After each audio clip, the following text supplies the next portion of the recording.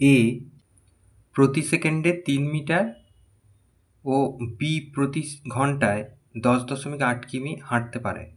তারা দুজনে একই জায়গা থেকে একই দিকে হাঁটতে আরম্ভ করলো। 2 ঘন্টা পর তাদের মধ্যে দূরত্ব কত হবে?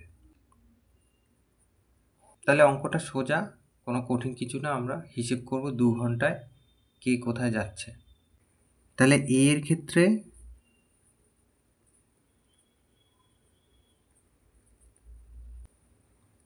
1 সেকেন্ডে যায়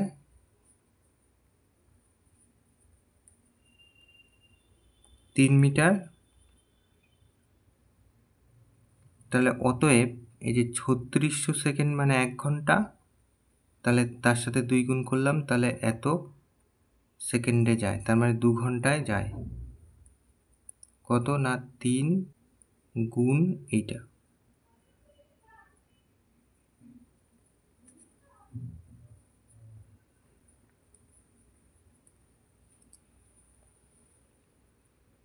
তিন গুণ 36 গুণে 72, 2 শূন্য এত মিটার।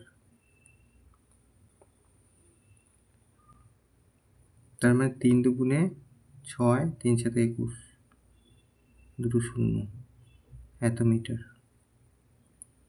তার মানে এটাকে যদি আমরা কিমি করি তাহলে 3টে আগে দশমিক হবে আর 2 শূন্য কেটে যাবে, তার মানে 21.6 কিমি হয়ে যাবে। তাহলে এবার বি এর ক্ষেত্রে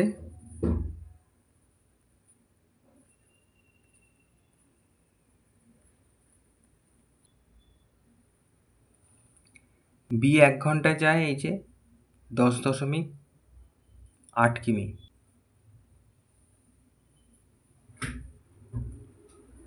তাহলে বি এর ক্ষেত্রে 1 ঘন্টায় যায় 10.8 কিমি। তাহলে অতএব 2 ঘন্টায় যায় 10.8-এর সাথে 2 গুণ হবে, 8 দুগুণে 16, 6 হাতে 1, 10 দুগুণে 20, 21, তার মানে এত কিমি। তাহলে এ 2 ঘন্টা পর গিয়েছিল এত কিমি, আর বিও 2 ঘন্টা পরে গিয়েছিল এত কিমি।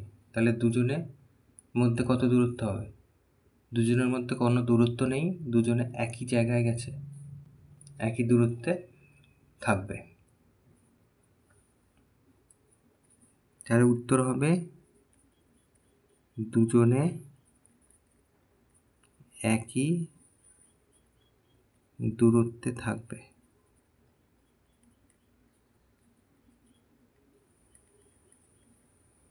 এটা উত্তর।